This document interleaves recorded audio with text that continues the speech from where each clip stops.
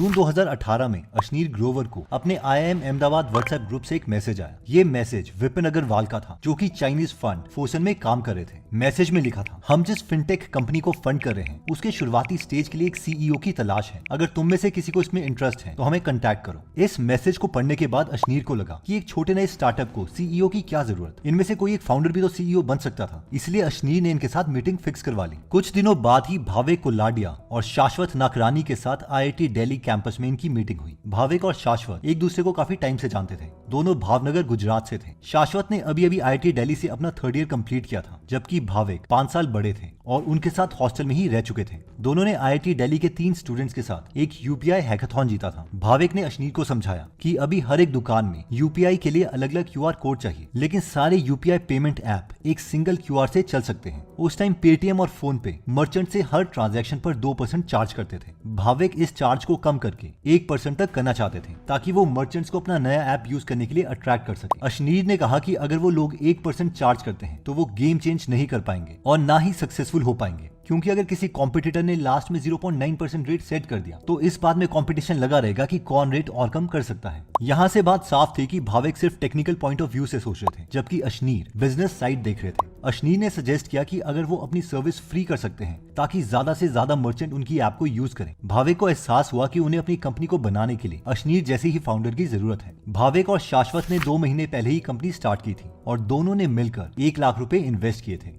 अशनीर को free service में बड़ा पोटेंशियल नजर आ रहा था, इसलिए वो उनकी कंपनी ज्वाइन करने के लिए रेडी हो गए। अशनीर इसके बाद इन्वेस्टर्स के पास पैसे लेने के लिए चले गए। MX के संजय ऋषि ने 25 लाख रुपए इन्वेस्ट किए। मुंजल हीरो ग्रुप के अक्षय मुंजल ने 25 लाख। इसके अलावा कुणाल खट्टर, मैजिक पिन के अंशु शर्मा, पेयू के Nitin Gupta, angel list, venture catalyst और ग्राम फैक्ट्री के नवनीत सिंह सब पैसे इन्वेस्ट करते हैं और कुल मिलाकर 1.92 करोड़ रुपए इकट्ठा हो जाते हैं 18 करोड़ के प्री मनी वैल्यूएशन पर। और आजादी के दिन यानी 15 अगस्त 2018 को भारत पे अपना प्रोडक्ट लॉन्च करता है। भारत पे बहुत जल्दी ग्रो हो रहा था और 2019 के एंड तक सिर्फ 13 महीने में भारत पे की वैल्यूएशन $0 से $425 मिलियन हो गई।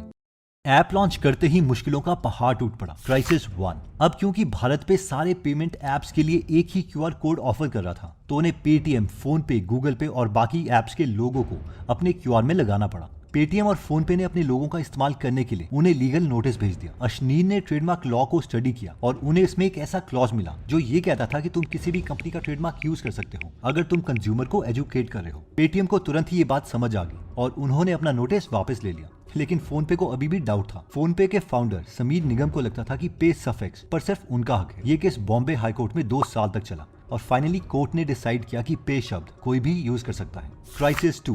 भावेक टेक साइट संभाल रहे थे, जबकि Ashneer banking relationships, fund raising, managing strategy, नए प्रोडक्ट का लॉन्च और टीम बनाने में बिजी थे। इसलिए उन्होंने दूसरे को फाउंडर शाश्वत को अलग अलग शहरों में डिस्ट्रीब्यूशन और प्रोडक्ट लॉन्च करने के लिए भेज दिया। अब कंपनी को कोई ऐसा चाहिए था जो उनकी एडमिनिस्ट्रेशन को संभाल सके। उन्हें किसी ऐसे शख्स की तलाश थी जो भरोसेमंद भी हो और कंपनी की कॉस्ट भी बचा सके। इसलिए अशनीर ने अपनी वाइफ माधुरी को हायर कर लिया। वो एक एंटरप्रेन्योर थी और उनके पास एडमिन टास्क और लोगों को मैनेज करने का अच्छा एक्सपीरियंस था। भावेक और शाश्वत को भी इसमें कोई प्रॉब्लम नहीं थी। माधुरी डायरेक्टर बन गई और HR हेड भी। अब जब उनकी वाइफ इंटरनल सिस्टम हैंडल कर रही थी तो अशनीर ने ग्रोथ पर फोकस किया। अशनीर को पता था कि उन लोगों को जल्द ही और पैसों की जरूरत होगी। अशनीर चाहते थे कि सिक्वोया भारत पे में इन्वेस्ट करें, क्योंकि उसके बाद बाकी इन्वेस्टर्स उन्हें आसानी से मिल जाएंगे।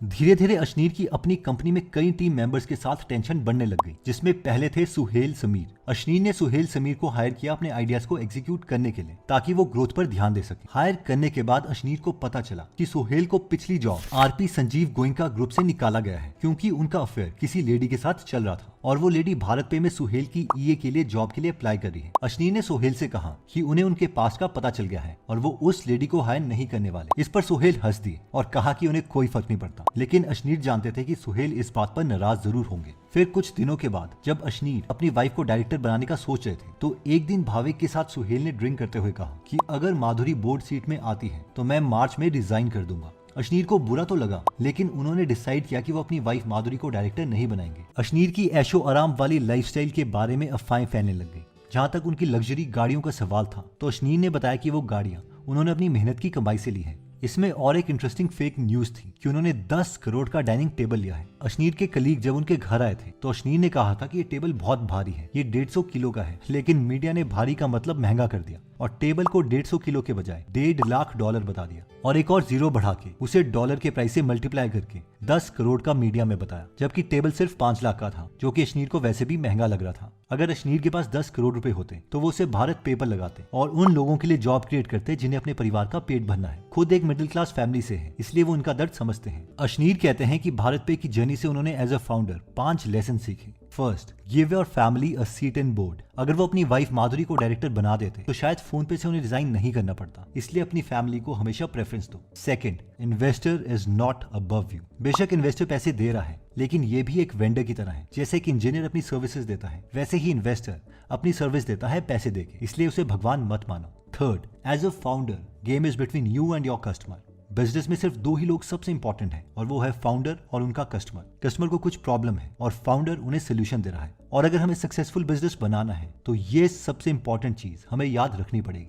Fourth, don't become a martyr. अगर आप फाउंडर हो तो ध्यान रखो कि हर इन्वेस्टमेंट के साथ आपके शेयर्स भी कैश में कन्वर्ट होने चाहिए। अगर ज्यादा सेक्रीफाइस करोगे तो एंड में खुद सफर करना पड़ेगा। इन प्रोफेशन से बच के रहो। अशनीर के ओपिनियन में ड्रग, प्रोस्टिट्यूशन और बैंकिंग ऐसे प्रोफेशन हैं जो वैल्यू को डिस्ट्रॉय करते हैं, इसलिए कोशिश करो कि इनमें ना ही पड़ो। संपूर्ण ईवी सैल्यूट करता है हर उन सामाजिक उद्यमियों को जिनका उद्देश्य सिर्फ अपने लिए व्यापार करना नहीं, बल्कि अपने व्यापार की मदद से पूरे समाज में सामाजिक बदलाव लाना है। जय हिंद।